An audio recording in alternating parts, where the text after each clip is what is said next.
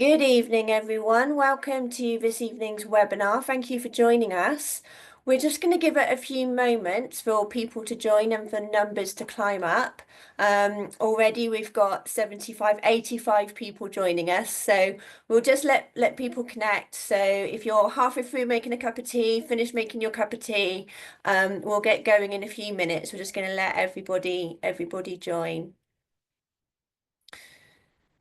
So we're just approaching 200 people. I'm also not very good with silence, so I'm going to fill the silence by going through some housekeeping. And when we get going, I'll just go through the housekeeping again for any latecomers. So I'm Hayley. I'm the Senior Research Impact and Intelligence Manager at Prostate Cancer UK. I'm your host for this evening. It's a great privilege to be hosting this webinar this evening. We've got some great speakers lined up for you. Just to let you know that this is being recorded, but we can't see or hear you. And if you have any questions throughout the evening, please use the Q&A box, and please avoid using the chat box if possible. Also, when you're asking any questions, please avoid giving any personal health information. If there's anything specific you wish to discuss, we're going to share details with our specialist nurses with you later. So as I said at the top, we're just waiting for people to join us. I'm going to give it a few minutes. I'm not a fan of silence, so I'm going to go through the housekeeping maybe once or twice just so that everyone knows what the deal is. So we're at 232 people now. So like I said, we'll just give it a few more moments to let a few more people join before we get going.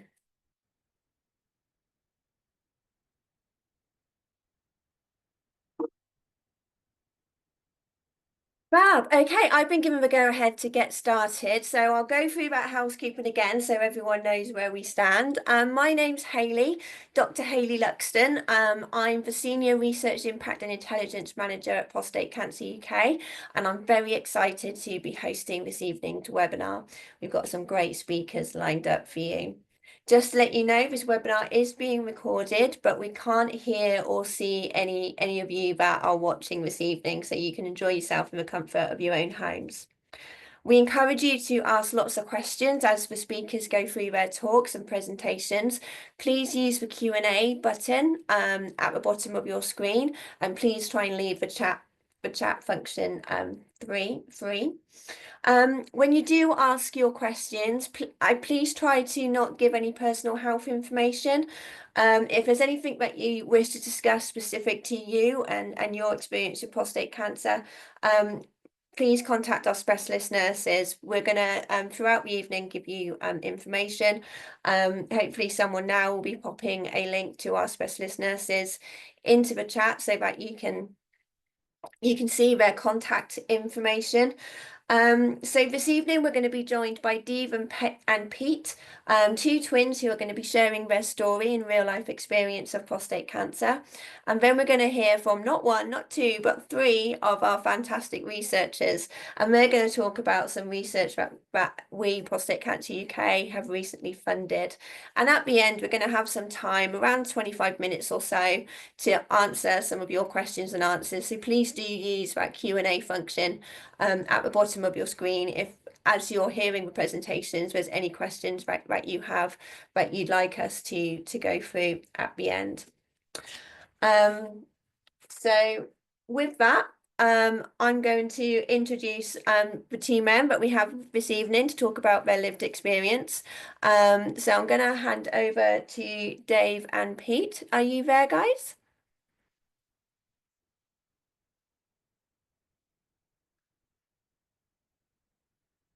Hi, I can see you. There you are.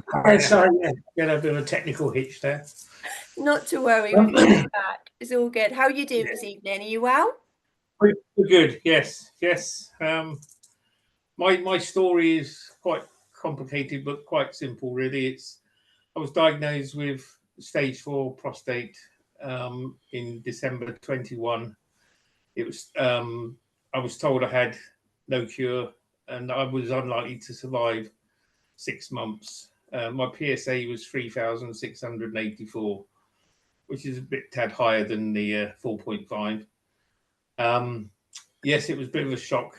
My wife had just been diagnosed with stage 3 breast cancer about 3 weeks before. Gosh. She subsequently passed away last Christmas, unfortunately. It's been a tough battle. I've tried different options. I had quite a few side effects with the first options. I'm on Zoladex, the hormone treatment, which is every 3 months. I'm due to have actually the next injection next week. They put me on radium 223 to try and get the cancer from my bones to try and stop that spreading. I managed to get three out of the six injections. The side effects were horrendous for me, so I had to stop after 3. I was admitted to hospital the day after the last 2. They then gave me an option of chemotherapy, which they said wouldn't cure me, but may actually prolong my life for a year or so, which is a bit of a no-brainer. So I opted for that. I had 9 out of 10 chemos. Unfortunately, the chemo scarred my lungs. I have a breathing issue now because my lungs are all scarred. They stopped the 10th session, which is a bit unfortunate because I had two chemos while I was waiting for the results of the CT scan. A bit frustrating. It's obviously made my lungs worse, which is why I've got a good hairstyle. But yeah, it's been tough. It's been a tough ride. Say, having lost my wife last Christmas was that, and battling this has been really difficult. The support from my brother and his family have been tremendous. I can't go into it because I'll just burst out in tears. No. It's been tremendous, and my daughter and my grandson live with me, and without their support as well, I probably wouldn't be here. But you've got to beat it in your head. It took me about 3 months to come to terms with what I've got, and I didn't tell anybody about the 6 months prognosis until about 7 months. I think I told Dave after about 5 months. I kept it from my wife and my family because I thought I'm going to get past 6 months, and I can say, well, I didn't die in 6 months. Mm-hmm. So I got to 7 months and told them. They weren't very happy I hadn't told them, but they understood why. I can imagine. And it's coming up to 3 years now, so I must be doing something right. Yeah. It's been a tough battle, and then obviously with our Jamaican heritage, Dave was at risk, so we got him tested, and he'll tell you his story in a second. Yeah. And as I said, it's quite. I think there's a generic link. Sorry. But as I say, I'd love to. We'll certainly take any tests that we need to help any research. I'm more than happy to do that. But I'll pass you on to Dave. He'll rattle on a bit longer than I will probably.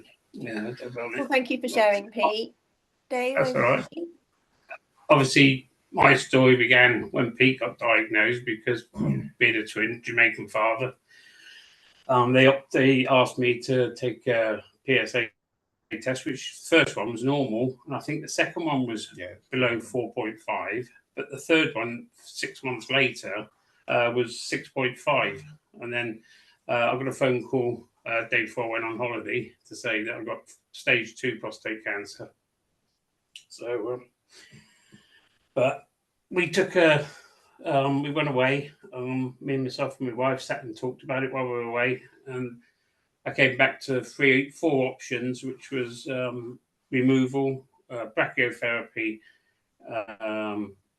active surveillance, and radiotherapy.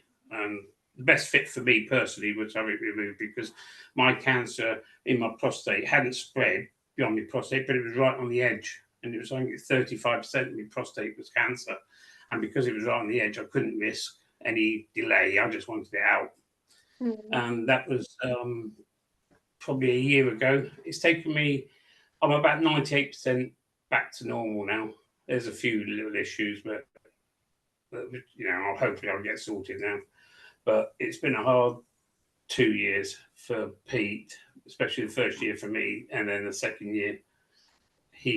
How he's kept going, I don't know. I really don't. Green hair.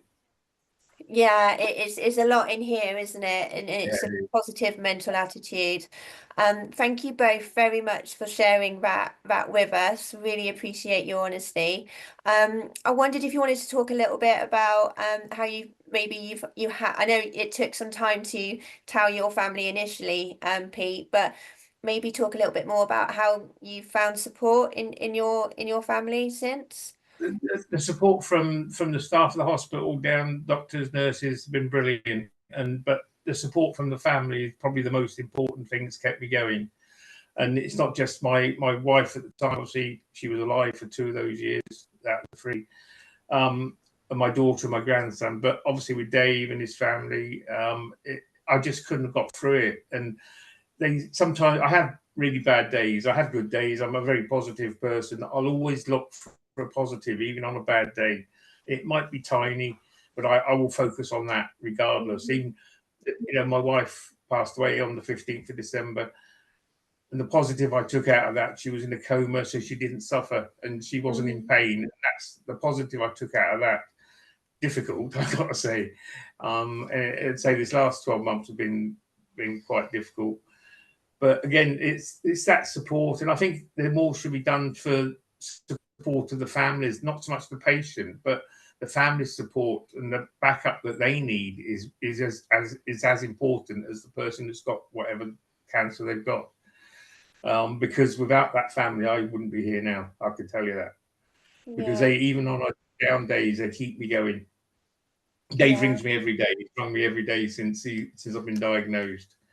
Bit of a pain sometimes, but usually when I found chemo very tiring, and I fall asleep quite a lot. And Dave Yeah. usually rings me up about 8 o'clock every night, and I'm usually fast asleep. But it's so important that support is vital, and that, as I said, that's probably been my main factor that I'm still here, 3 years after 6 months death sentence, which is what it was at the end of the day. But we Yeah. both decided that when we both got diagnosed, that we would try and do as much as we could for prostate cancer, and we have done. We've done quite a bit. We raised quite a bit of money as well, and just getting that people to get tested. The awareness, getting it out there. I'm lucky. I work at a local Shrewsbury Town Football Club, and we have a prostate awareness game. We've had testing done at the stadium, so I've been able to use all their media outlets to try and get this word out, and it's been absolutely fantastic. Yeah, did you want to share a bit more about what you've been doing with football? Because I've seen some fantastic pictures of you two at different football grounds. Yeah, we I saw it was an advert I saw on I think it was Twitter or something like that for Cycle the month of August last year, and I thought, well, I haven't been on a bike for about 5 years, and I was a bit overweight, so I thought I'd give that a go, and I thought if I could raise £500, it'd be great. And but we managed to raise, I think, just under £3,000. Wow. Instead of cycling 100 miles, I did 171 miles. And it was only because it's the distance from Shrewsbury Town to Pete's Tottenham Hotspur Stadium and then onto Arsenal Stadium, because I'm an Arsenal fan, Pete's a Tottenham fan. And it was 171 miles, so I wanted to get to that. Amazing. That's amazing. Well done. Fantastic. Yeah, we do help prostate cancer, the Shropshire branch as well. They've had, when there's a show on like Shrewsbury or something, they've got a hut thing up, a tent thing up, and we go and sometimes help them as well. So I'm actually writing a book. I should have it finished by the end of the month. And it's basically 2 lives, 1 battle. And it's about our story, about getting how I've done, how Dave's got on. And it's just really, and all proceeds will go to prostate cancer, Shropshire, which is our local one. And it's just my sort of way of, I wanted to speak to somebody that had got stage 4. And I spoke to somebody only the other day, and I've had it for 3 years nearly. And he's beaten it by being positive like me. But I'd like to have spoken to that person 2 years ago, 3 years ago, because when I got diagnosed, I was distraught. I mean, I'm thinking, my God, I've only got less than 6 months to live. Yeah. So I would love to be able to do something like that and say, I'm quite happy for somebody who's got stage 4 to give me a ring, because I'll tell you how to stay positive. As I said, you've got you've got to beat it in there, and it's that's the most difficult bit. Once you get over that, then it's not easy going, but it's a lot easier. Well, so that's a really I was lovely at a thing that you're prostate doing. yeah, I was at a prostate testing thing at a golf course on Sunday. They had 231 people booked in for blood tests, and I was telling people there, look, this is what happens if you don't get your blood tested. This you'll end up like me, no hair and a death sentence on you. So, and Yeah, it does inspire somebody when you say that to their face. it hits home the message, doesn't it? But it's really It important does, yeah. to get this early. So thank you very much, Dave and Pete, for sharing your story with Right. us. Please stay online because we'd like to include you as part of our question and answers discussion after we've spoken to the researchers. But for now, thank you very, very much for sharing No your problem. It's been story a so pleasure. honestly. Thank you. So Thank just you. to Thank you. So just to kind of reiterate what the risk factors of prostate cancer are. So age is a risk factor, so we encourage men over 50 to go and speak to a GP about having a PSA blood test. And that age reduces to 45 if you're a black man or if you have family history of prostate cancer in your family. Serena, my colleague now, is going to share a link to our risk checker. So if you did want to check your risk or over the risk of your loved one, my dad doesn't have the internet and he has an old Nokia phone, so I've done this risk checker for my father. And the information that you get given after the risk checker enables you to have a conversation with your loved one to see whether they should or should not go and speak to a GP about having a PSA blood test. Also, we have a risk information service. So it's a free confidential telephone service that connects you with a trained risk information officer who can answer your questions and provide support on prostate cancer risk and the PSA blood test. So again, more information on that should now be in the chat. So we're going to move on now to our researchers. And I'm really excited to speak to this team because back in the day when I was in the lab, I did some work with this team. So I'm really excited to be hosting them this evening. And I'm not going to steal anyone's thunder, but I'm going to hand directly over to Professor Roz Eels, who's going to talk to you about the work that we funded. Over to you, Roz. Lovely to see you. Yes, Hayley, thank you so much. And thank you so much, everybody, for joining online. And at this stage, I'd also like to thank everyone that supports Prostate Cancer UK because they funded a lot of the work that we're going to discuss with you this evening. So Dan, thank you for sharing the slides. So first of all, I wanted to thank all the people that support, but also I'm very happy to answer any of your questions later. So second slide. So what we're going to talk about this evening is genetics and prostate cancer. So genetics really are how we're made up. So we inherit our genome. It's like the book of life, really. A DNA code. It's got 4 letters in it, A, C, G, and T, unlike the 26 letters of the alphabet. So it's only got 4. But it's really incredibly complicated. Humans are just amazingly complicated in the way that they've evolved. So you have half of your genetic makeup from your mum and half from your dad, and that forms your genetic makeup that you've inherited. So it codes for things like, you know, the colour of your eyes, for example, but a lot of the genes that are coded for actually are a bit like your garage man. They sort of mend bits of things that go wrong.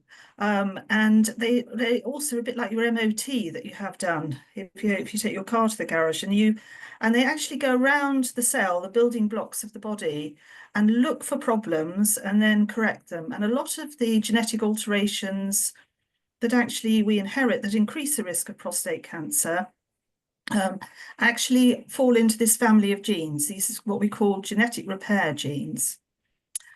Now, there's another type of genome, which is that when the prostate cancer starts to grow in the prostate, then sometimes the genetic alterations only go wrong within the lump of the prostate cancer itself. Now, clearly, if the genetic alterations there are only in the lump of the tumour, they can't be inherited. So there are two types of genomes that we look at, and the work that you're going to hear about this evening, Colin is going to talk about it in the pan-prostate cancer group, looks at both of those types of genomes, those that we inherit, they're in every cell in our body, and those that occur in the tumor and result in the cancer growing. Next slide. But the work that I do is looking at genetic makeup that you've inherited. And I see that one of the questions in the chat was, are Pete and Dave identical twins? And here it's a bit easier when one of them doesn't have their glasses. And you can see, and this is the first question I asked them when we were preparing for the webinar, is, do people say you're like peas in a pod? So are you like identical twins? And you'd think then that they would share completely their genome. In fact, unless I genotype them, Pete and Dave on average would share their genome that they've inherited. They'd have exactly the same genetic makeup over 95% of the time. This isn't actually 100%, but they do usually have the same genetic makeup. And indeed, it's studies of twins. Actually, it was done in Scandinavia with the Scandinavian Cancer Registry, and they showed that the genetic component to developing prostate cancer that's associated with increased risk, over half the component of the cause of prostate cancer we now think is due to genetic alterations. And the work that we're doing in the lab, a lot of this has been funded by Prostate Cancer UK, is looking at the types of gene variants that we can inherit. Some of them are not so common, occur in about 7% of families with a family history of prostate cancer, and they're genes with higher risk. One of the most well-known is one of the breast cancer genes. It's the same one that Angelina Jolie, the actress, has altered. So these are called the BRCA genes, or BRCA. And they're not so common. They occur in about 1 in 250 of the general population. They're altered. Everyone's got a normal BRCA gene, but then they're altered in about 1 in 250 people. But there are certain populations that have a higher probability of having alteration in those genes, for example, Ashkenazi Jews. And then the more common genetic component to prostate cancer is so-called common variation. Next slide. And when I'm talking to families and individuals about these common variants, there are millions of them. They're across the genome, and they're really often what make humans so very unique.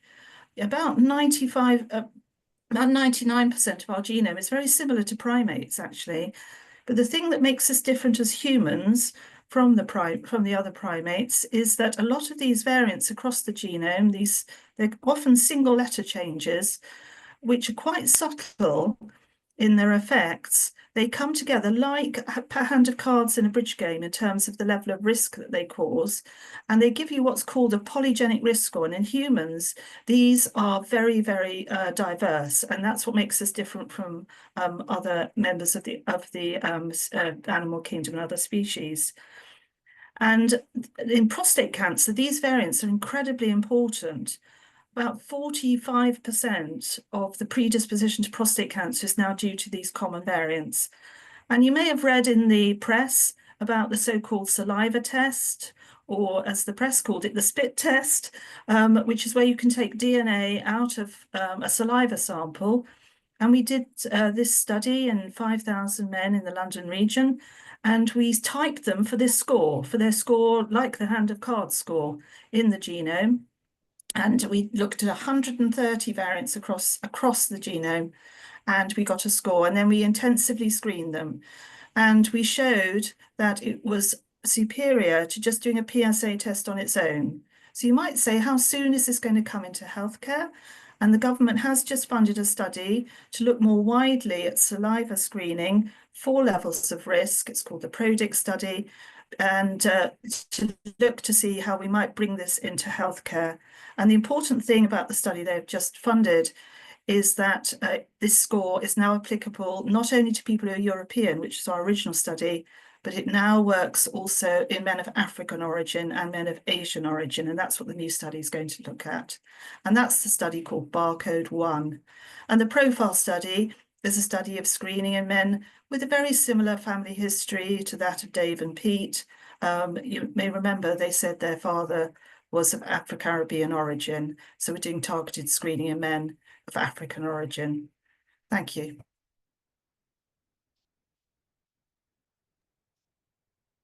And we're just going to hand over now to Professor Colin Cooper. Colin? Hi everyone. Hi. I'm Colin Cooper. I'm going to tell you about something called the Pan Prostate Cancer Group, which was actually plotted and set up by Ros, the previous speaker, and myself. So we were very lucky that in the early days of decoding the genetic material that Ros has just spoken about, we received funding to set up something called the International Cancer Genome Consortium Prostate Cancer in the UK. So if you want to find out what the genetic code is in a prostate cancer, you can take a bit of the cancer out and mush it up and make the genetic material, the DNA, in a test tube. And the technology had just been discovered in order to resequence that for the whole of the human genome in a cancer. So we could look at a single cancer and we could find all of the different alterations that occurred in that cancer that were underlying the cause of the cancer. And the reason we wanted to do that was because in some cases, when you get that information, it suggests new ways of treating the cancer. And this is actually true for the BRCA2 gene that Ros spoke about. So we received funding for this actually when I don't think anyone had actually done decoded a single cancer. It was just like a theoretical idea. And the funders had great faith at the time, and they gave us money to decode 200 cancers in the UK. This is the International Cancer Genome Consortium. And we completed this in our country, but around the world, there were 5 or 6 other groups that had done the same thing. Now, from our small set of 200 cancers, so let me give you an idea of how difficult this is. So the amount of information that we get from a single patient is about 70 DVDs worth of information just from one patient. So this project is all about supercomputers and maths and bioinformatics, and people are looking through data. And when we did this for the 200 cancers that were funded in the UK, we found some remarkable insights into how prostate cancer developed. We discovered that when it spread around the body, it didn't just go out like from the prostate to different sites in the body. It actually, in some men, it went around the body like a pinball machine. So it would go to a rib, and then it would go to the liver, and then it would go somewhere else. So it was just moving around the body. And this was completely unknown at the time, and actually suggested that maybe if you just got one metastatic cancer and a primary, you should receive treatment. And it wasn't really the end. And that sort of changed thinking about treatment. And we made many other remarkable observations. So Ros and I can't remember where we were talking about it. We had the idea that maybe we could get all of these different groups together throughout the world. And if we worked together rather than just as one group, we'd not have 200, we might have up to 2,000 different cancers. And just think of the science and discoveries we could make with that, where the size of the group was effectively 10 times larger. And so I think this started in about 2016, so it's been going for 8 years. And Prostate Cancer UK were in at the funding of this right at the start, and they funded this again recently. And they've had great faith in us because we've spent so much time doing the study over the really 6-7 years since we actually got the first funding, that we haven't actually produced any scientific publications. There were lots of technical problems with this, with the analysis of the data. You have to what we call harmonize it. So everyone in the world, so some countries wouldn't let their data out. So they had to be analysed in one place in their country, and similarly for other countries. So we had to work out a way of harmonising all of the analysis that occurred. And this is the plot of all the groups. The green stars are all the groups that participated in this. And in the top right-hand corner, you can see all of the cancers that came from the different countries. We got really, I think we've sequenced now about 1,000 cancers with this genome sequencing. We've actually been working on this. We set up, so we want to make this public. So we invited anyone that had a good idea to submit it to us. And we had 70, what we call concept forms, 70 projects. And we divided that into 12 different working groups. And just right now, the fruits of all this labor that's been going on for the last 8 years will become evident. We are about to publish 10 different pieces of work, which is kind of unusual because you go along and you just publish one bit and then you go along further. This is 10 different pieces of work from all the participants in this study. And they provide some remarkable new insights into the origins of prostate cancer. And I can tell you about one of these now.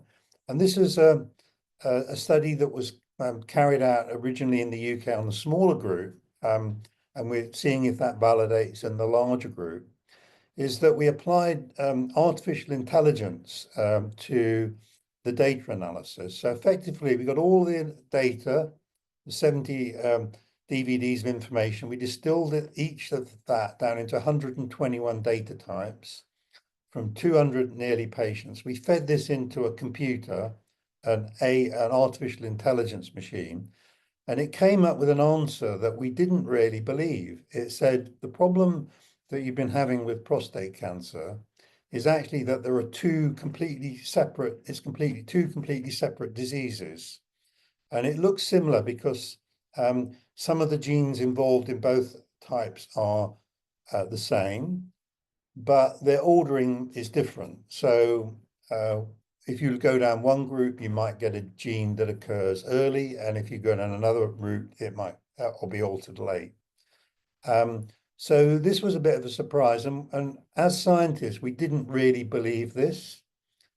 So we decided to check it by two completely different techniques, and they both told us the same thing, and it exactly matched up. There are two completely separate types of prostate cancer. Now, this has been known for breast cancer for a long time. Everyone knows there are 3 types of breast cancer. You get luminal breast cancer, basal breast cancer, HER2 overexpressing breast cancer. And because we have that division in breast cancer, we can treat them differently. Now, we have 2 types of prostate cancer that probably need treating differently, but we can't tell them apart when we see a patient. And so the grant that the Prostate Cancer UK has given us now is actually to work out methods that we can use in the clinic to distinguish these 2 groups and provide a framework for directing treatment that's particularly required by one group of cancers compared to the second group of cancers. And I'm going to end there and pass it on to Dan Brewer. Hi, thank you for that, Colin. Now I'm going to talk to you about a particular area of research that is linked to the pan-prostate cancer group, and that is how bacteria interacts with prostate cancer. Excuse me. Now, the story begins way back in February 2023, and a scientist that we work with called Rachel Hurst was spending her days looking down a microscope at the urine from prostate cancer patients. And what she was aiming to do was to look for cancer cells in the urine of prostate cancer patients so that we could potentially use that as a means of picking up on prostate cancer early. Now, when she looked down the microscope, in one of her experiments, she used a blue dye, which we called DAPI. And this blue dye stains DNA which we've been talking about previously, the code of cells that produce the functional units. And in this picture on the left, you can see the DAPI picture. Now, these big blobs are what you expect. They're human cells, and you have a big, large amount of DNA. But what she found was that in certain prostate cancer patients, there was this speckly cloud, and you can see this in the red box here. And we were really stunned, wondered what this blue cloud was. Now, it must be smaller things, some things that have a small amount of DNA, but what could that be? And when we looked at this, these samples under a much more powerful microscope called an electron microscope, we got a picture like you see on the right. And this is a picture of a film of bacteria. So these patients didn't have a urinary tract infection. So we're wondering, okay, could bacteria have a role in prostate cancer? Now, that's a pretty way out idea, and it wasn't established in the scientific community at all.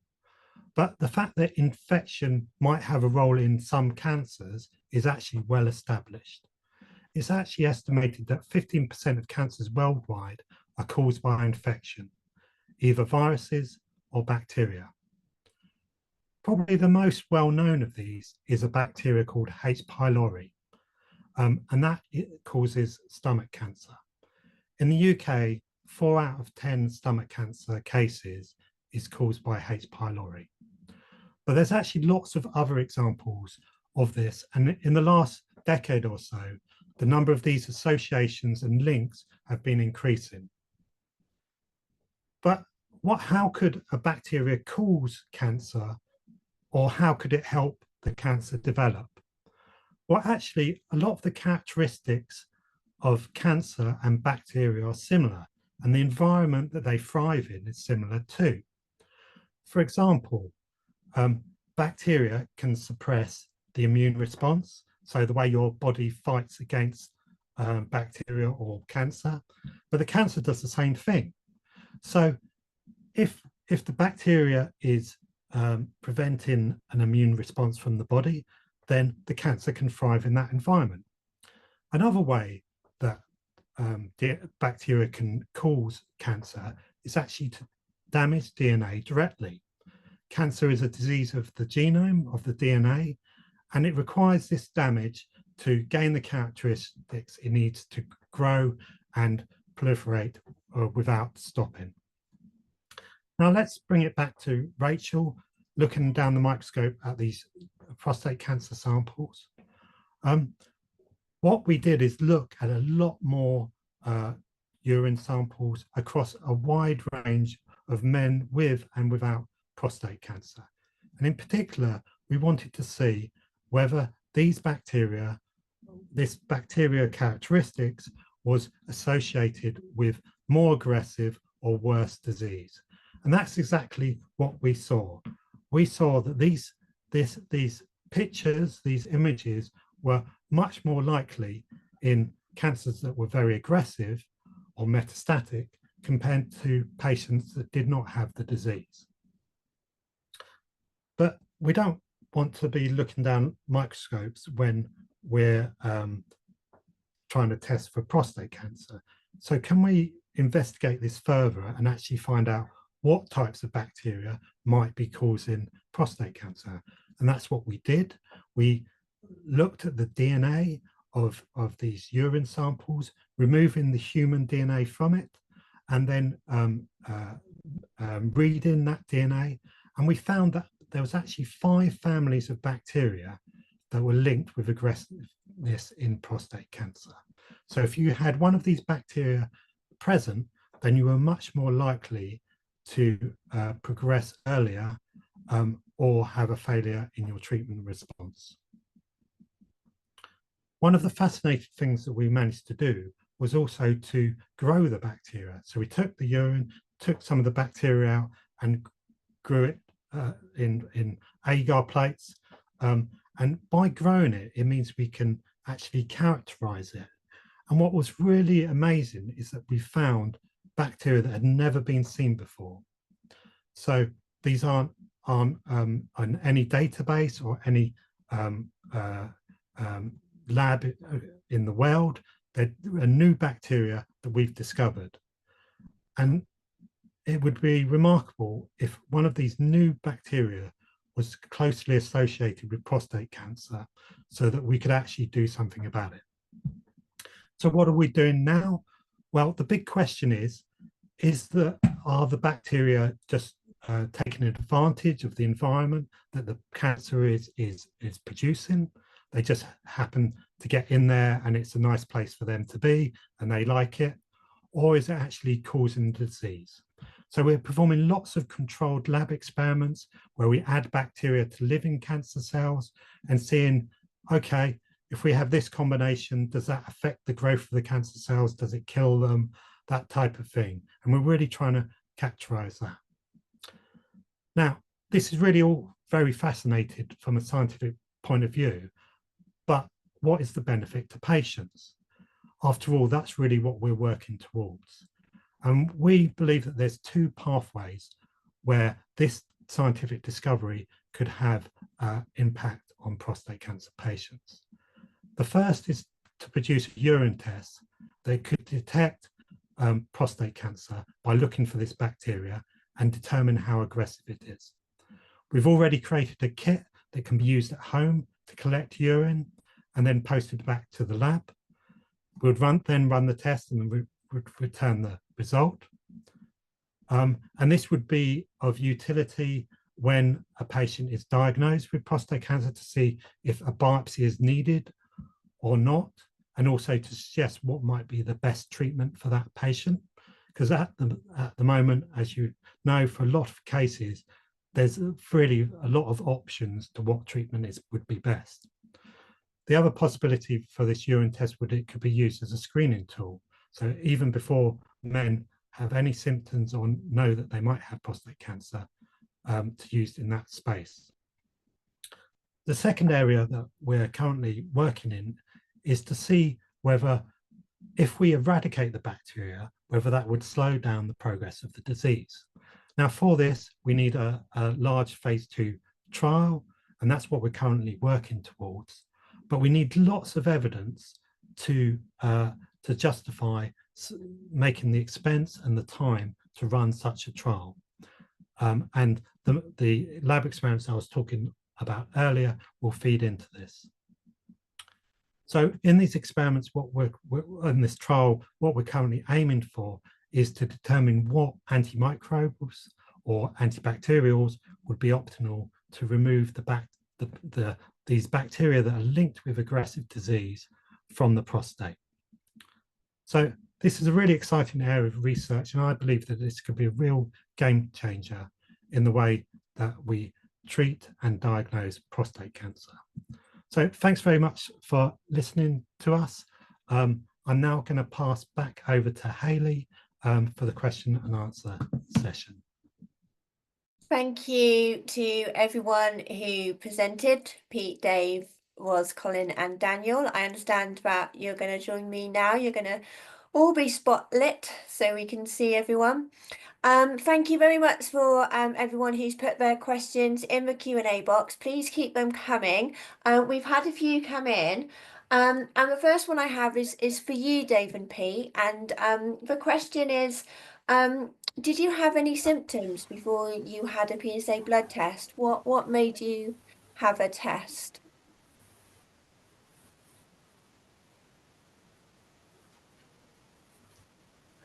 I had anemia for 5 years and I was having blood transfusions, and my doctor rang me one day and just said, there's something else going on with your blood and we'll do a PSA test. And they rang me the same day and said, come back urgently. And that's when he told me I've got a PSA of 3,684. But I had no other symptoms other than the fact I had anemia. But they're now saying that the anemia was probably one of the symptoms. But they can't really, by then I'd lost the plot anyway, to be honest. I had no symptoms whatsoever. The only symptoms I had was I had a twin brother who had it, I think. Okay, so it was Yeah. the fact that Pete had it that made you go and have the PSA blood test. Yeah. Yeah. And mainly because of our father being Jamaican, put us at a higher risk anyway. So Yeah. yeah. Yeah, that's one of the things with prostate cancer is that there aren't very many symptoms of prostate cancer, so it's really, really important that men are aware of the risks, and of the pros and cons of the PSA blood test so that they can make an informed choice, an informed decision. Thank you for sharing that, Dave and Pete. That's okay. Next question. I think I'm going to direct this to you, Roz, if that's okay, as it's a question on our screening program, and as you're also involved in Transform, our screening trial. The question is, why do we not yet have a screening program, and is the PSA blood test reliable by itself? Yeah, so there's no doubt at all that in some men the PSA does give you a good outcome in that if you go and have a blood test, then we do pick up prostate cancer, like we've heard the story tonight. But we know that if you test everybody in the population with a PSA, and it's slightly age dependent. In fact, in younger men, particularly if you go before the age of 45, it actually can be more like, if it is raised, it's much more likely just to be due to, say, just inflammation or some sort of infection. For example, a urinary tract infection will put your PSA up, cycling will, etc. So there are some things that can raise the PSA that are nothing to do with prostate cancer. And if you have a raised PSA, a lot of the time, it won't be prostate cancer. And the dilemma is that we know that if you do PSA screening in the general population, there are large population-based screening studies in Europe, the RSPC, for example, it does reduce mortality. There's no doubt about that now.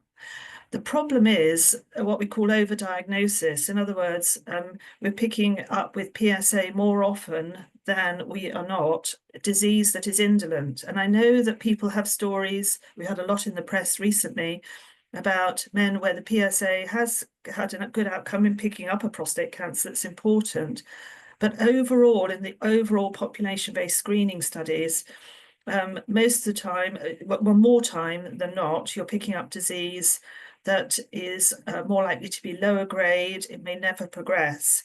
And the dilemma is finding the men that actually do need finding and also not over screening others. And at the moment, we're in this really quite challenging situation where the only test we've got is the PSA. And we do know that MRI also is useful in picking up disease that may be important, because if it shows on an MRI, a biopsy is more likely to be positive.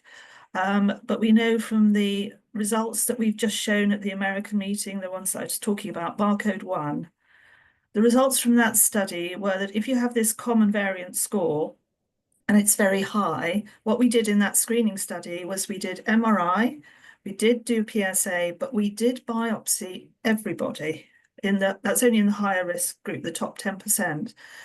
And we were quite shocked to see that the MRI doesn't always work in that group. Now, we therefore don't know whether it's just because those men were at higher genetic risk, or whether there's another reason why MRI is not working in certain groups of men. So you can start to see that actually this is much more complicated than just saying, yes, it's going to all be solved by everybody having a PSA test. And at the moment, it's the only test really we've got. So we're in this sort of situation where if somebody has a family history and they have a history of having an African ancestry in their family, there is no question at all that if you go to your GP, then I think after discussion, you should be offered a PSA. That we don't know that those people are at higher risk. We know that from your risk checker. It's a question of what we do about the rest of the population of men. You know, men that maybe do not have a family history, you don't have any African ancestry. And what happens if you do PSA testing in all of them. So actually, this is what the Transform study is aiming to do. We're leading the genetic component, because the question at the moment is, what happens if you use genetics first? What happens if you use an MRI first? What we call an MRI in a car park, don't we? It's a short MRI, not an MRI that takes over an hour. It would take only about 12 minutes. What would happen if you did a PSA and an MRI? And so this study is hopefully going to answer that question, because we think probably we will end up with a screening algorithm that involves a component of all of those things. And maybe some men will have one type of screen and other men will have another type of screen. In fact, our early genetic results are starting to show that it's possible it may be very much more complicated than just doing a PSA on its own. And that's where tests like the new urine tests that they've been developing in Colin and Dan's group may be a bit of a game changer. Absolutely, absolutely. I think a question I get asked a lot is, why can't one treatment work for all men? And I think my response often is because, well, like all men, their prostate cancers are very different.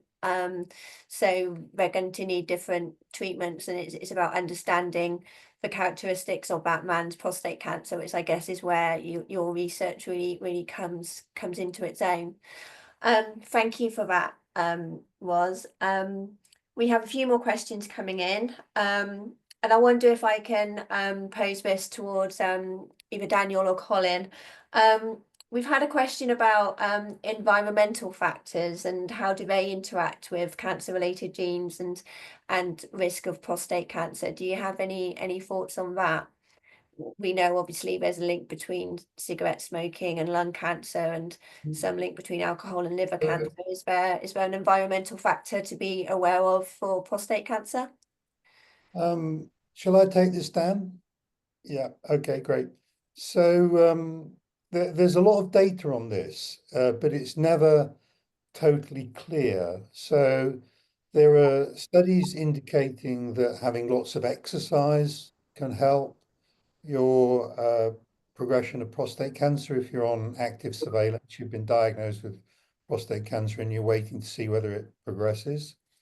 There's evidence that foods that contain particular chemicals, sometimes antioxidants, even broccoli.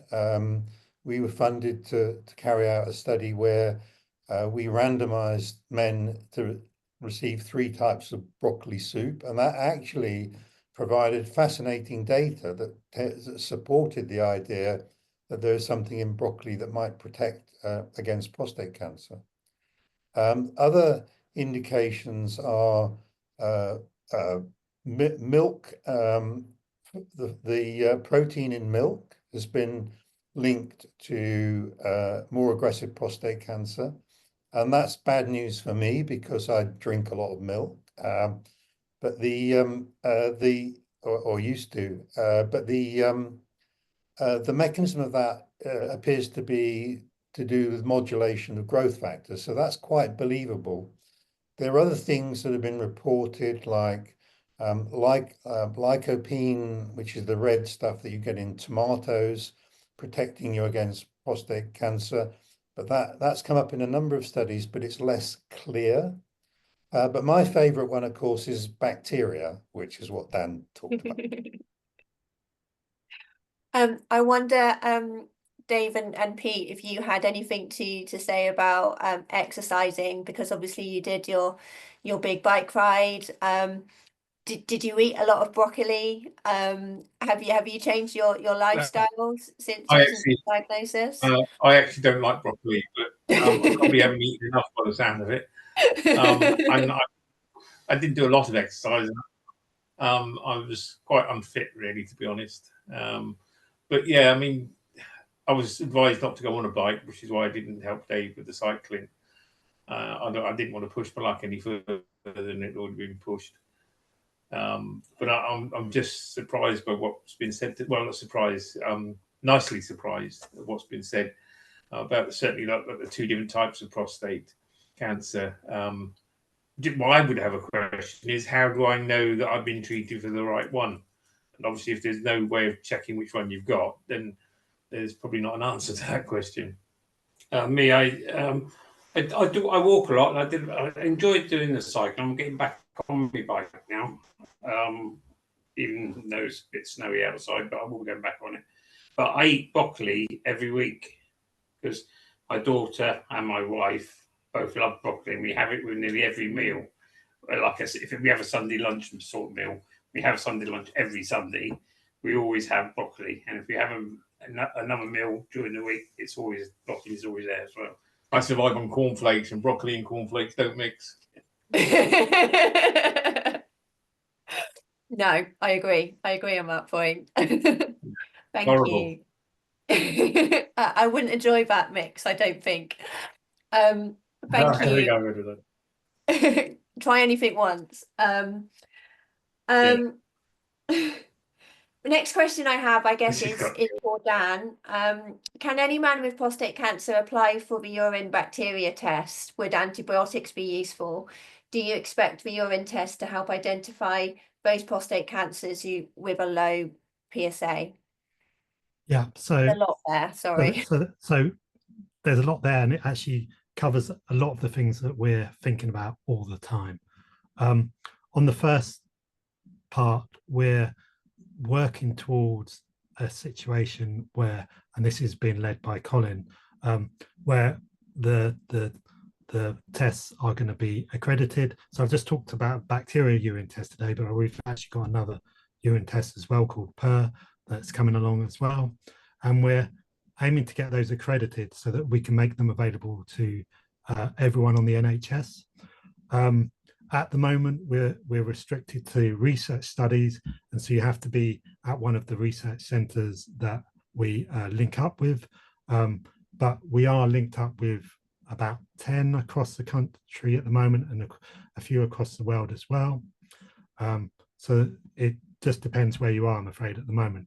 But the key thing is we're not allowed to return the result currently, because we have to really make sure that it's accurate before we can do that. On the second point, this is one of the key questions. Can we do a much better job than PSA? And actually, we believe we can, particularly on those PSAs that are lowish, so like the 0 to 10 type mark. We think we can actually much more accurately divide those up into low risk to high risk. We'd be really fascinated to look at the low PSAs with prostate cancer cohort, but it's actually very difficult to find that cohort of men, because at the moment we're really failing those men, because there's no way to pick up on those men until it's too late. And what was that the third point? There was a question around antibiotics or maybe even probiotics if the bacteria are... Yeah, that's still very much work in progress. So keep your eyes on the news, and hopefully something will come out in a few years on that. But that's really what our trial is all going to be about. Thank you. We look forward to those updates. We have a question that's just come in for Dave and Pete, and that is if you feel comfortable in answering, is what was the mental impact of being diagnosed with prostate cancer, and how did you deal with that? Myself, I was devastated, I'll be honest. It made it worse by the fact that my wife had been diagnosed with breast cancer literally a month before that. So there was me thinking I was going to sort of take a backseat at work. We run our own business. That I was going to take a backseat and look after her, and it ended up being the other way around. I was rushed into hospital literally Boxing Day. It was only three weeks after I was diagnosed, and I honestly didn't think I was going to come out. I was in absolute agony, and that's the bone pain, because the cancer spread. I've got it all over my body. Mentally, yeah, it was really hard, and as I said, it took me 3 months to really get it out of my head that I'm going to beat this. My first target was survive in 6 months, and that's the target I set. And once I got to 7 months, I knew that I wasn't going to die in 6 months, and that gave me a boost. And I set targets like that every probably 5 or 6 weeks. I set a target. It might be petty to some people, but to me, it's massive. You know, I live day to day, which I have to. But then again, so does everybody else, because none of us know when we're going to kick the bucket or drop dead any day. But I look at it slightly different, because I know I've got probably a more chance than anybody else of going, and I'm not ready to go yet. I'm only 66. Obviously, I found it hard when Pete got diagnosed, and when I got diagnosed, I'm glad I actually went away on holiday. There was just myself and my wife going, and we sat down and talked a lot about it while we were away, and I'm so glad that I had the options that Pete never had. And obviously, I discussed my options with Pete, and we both said at the time that the best thing for me was to have it out. And I probably didn't want to have it out. I'll be honest with you, I was a bit of a wimp, but it's definitely the right decision for me. I'm so glad that decision was made. But again, I feel guilty, and this is what people don't understand. I feel guilty because I've had these options Pete never had. And yeah, but at the end of the day, it's one of those things. It's the cards I've been dealt with. I've got to deal with that, what I've got in my hand. And I'm pleased that I've saved, hopefully, my brother's life. And we've got a younger brother who's 4 years younger. He will probably get it as well, and he gets tested every 3 months.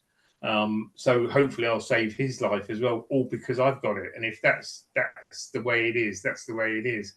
And I can't change the past. I look forward. I don't look back. And everything I do is focused on the future. And so I can't dwell on the fact that I've got days to live, weeks to live, or whatever. It doesn't matter. I'm just focusing on today, tomorrow. Yeah, and it's that mental attitude. It's like you said, it's what's in here. So yeah, a credit to you, and thank you again for sharing.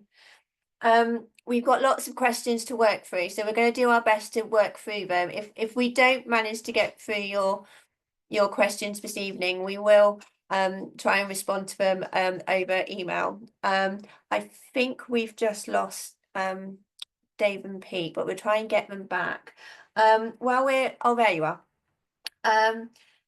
I think this might be a question for you, Roz, but we've had a question that asks, what does it mean if prostate cancers have mutations in specific genes? And what are the future prospects for individualized or personalized treatments? Yeah, I think you know, personalized medicine or precision medicine is now becoming a reality. I mean, we're already using some of it in the clinic. It's early days. But you know, when you think it's about 23 years since the human genome was sequenced, which was a huge feat. It was 5 groups across the world. It was a huge international effort. So we've got the code, but it's like me handing you a code in a language that you don't really understand. So at the moment, we understand what some of these genes do. As I say, a lot of them like mend genetic damage. They're sort of menders really of problems that go wrong. So those are the key areas that we're working on at the moment. We have a big study called the Precision Medicine Study, where we're sequencing over 100 genes. They're all in this family of genes that repair things. And the reason we're doing this study is we want to find more genetic alterations that might be amenable to drugs that we already have on the shelf. So the NHS has already approved a drug. It's called olaparib. It's a PARP inhibitor, and the way that works is that if you've got an alteration, it's a BRCA alteration. And I noticed that one of the questions said, what happens if your mum's side of the family, or it could be on your father's side through his female relatives, have breast or ovarian cancer in the family? So often, not always, but some of those families have BRCA or BRCA alterations, like Angelina Jolie had BRCA1, and she had a family history of breast and ovarian cancer. If you've got an alteration like that, either in your tumour or in your genetic makeup in your blood, or saliva is the other test you can do, then if that's found, then you are eligible for olaparib. They give it after the hormone treatment has failed. So the nice thing is there's another thing in our list of drugs that we can use. What we're doing at the moment in this big study, the Precision Medicine Study, and a lot of the samples that we collected were funded by Prostate Cancer UK, is that we're trying to look to see, okay, if it worked for BRCA1 and 2, would it work for the other gene alterations that are in the same group? And that's one of the studies that we're doing. The nice thing about the pan prostate cancer group is that we're finding a lot of variants, aren't we, Colin and Dan, where they may be in other pathways. So it might give us other clues about other groups of genes to look at, because, for example, some drugs like immunotherapy work better with other groups of genetic alterations. They ironically do also mend genetic damage, they just do it slightly differently.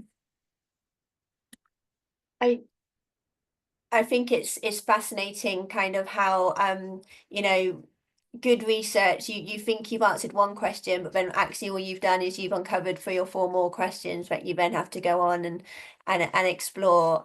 So I find it fascinating. And But just a comment, I mean, what Pete was saying when he said he was given, a very short prognosis, and now we're many years down the line. When I first trained, came back from America in 1994, I've been in America for a year working on prostate cancer genetics there for research, came back from there. In those days, we were in the clinic, we were talking to patients about very limited prognosis, and I'm still treating some of those patients now. And I think this is where these sorts of developments from genetic findings really do change prognosis. absolutely, absolutely.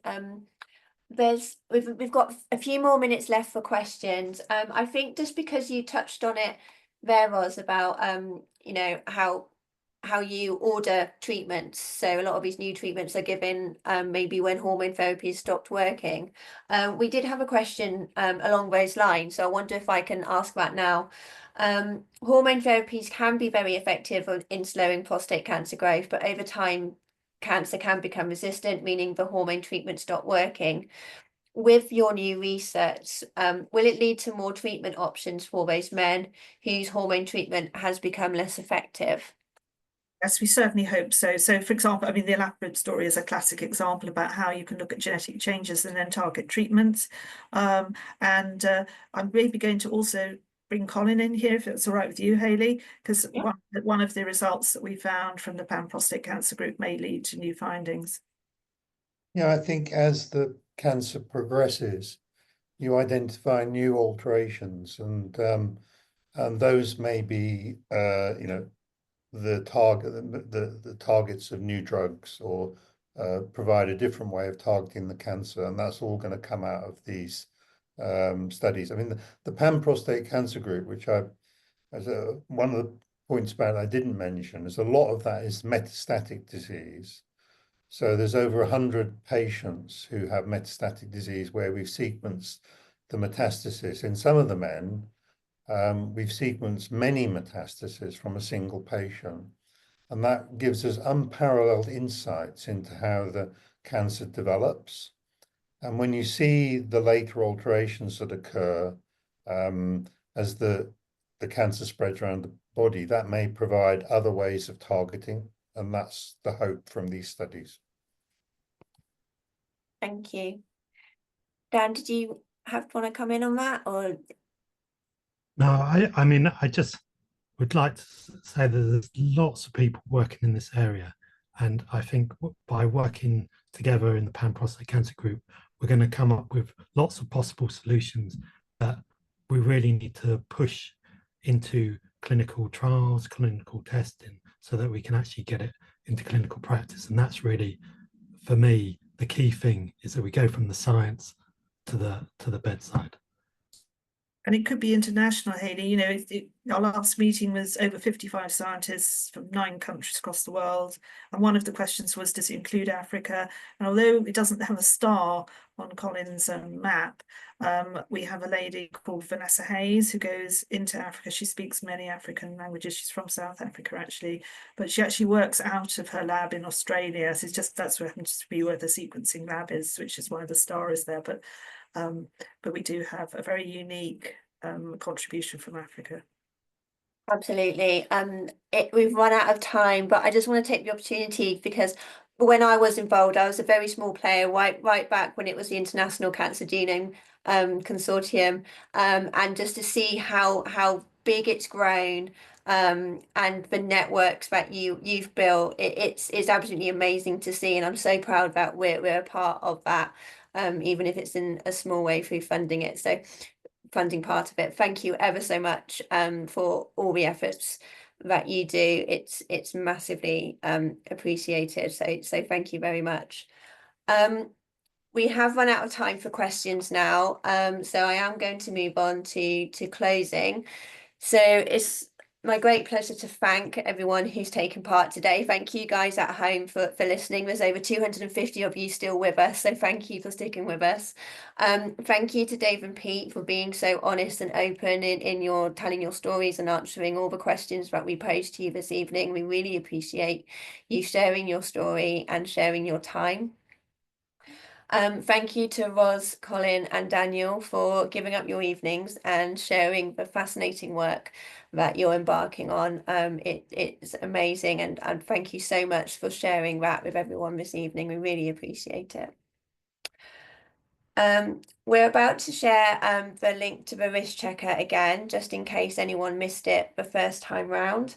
And also I just want to thank anybody that's on the call who have donated towards our research, because you've helped fund projects like those that we've discussed this evening, and we rely 100% on people's support through donations. So this wouldn't happen if it wasn't for people like you. So thank you ever so much. If you've made a donation, if you've ran the month, if you've cycled, if you've made a cake, if you've rattled a tin, thank you very, very much for everything that you've done and continue to do. I've been asked to remind you that if you've not already signed up to our cause journey, our email updates, please do. Again, we're about to share a link in the chat to enable you to do that if you haven't done so already. We'd love to be able to keep in touch with you, to give you updates on our research, but also ways that you can get involved with us. And I now have to ask you to take part in 2 quick polls. This is so that we can get a little bit of feedback to help shape future webinars. All of the answers to these questions will be anonymous, and there'll be an opportunity for you to share further feedback later. We'll be emailing you tomorrow with an opportunity to tell us more. So if the team, there we are, share the first poll, we just want to know more about you today so that we can better our content. So if you can select any of the below that apply to you, you can select more than one. We're not going to share this with you now. It's just going to help us shape our future webinars. And then we have a second poll that we're going to share, which is how you would rate today's webinar. And again, this is anonymous. We're not going to share the results now. This is just so that we can get a temperature of the feeling in the room as we speak.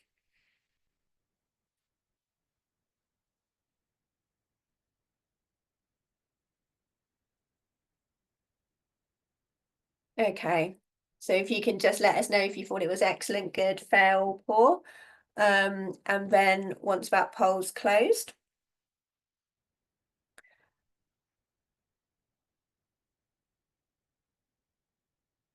I will wish you all thanks again for your attendance. Thank you to our speakers, and we'll see you at the next webinar. Thank you very much.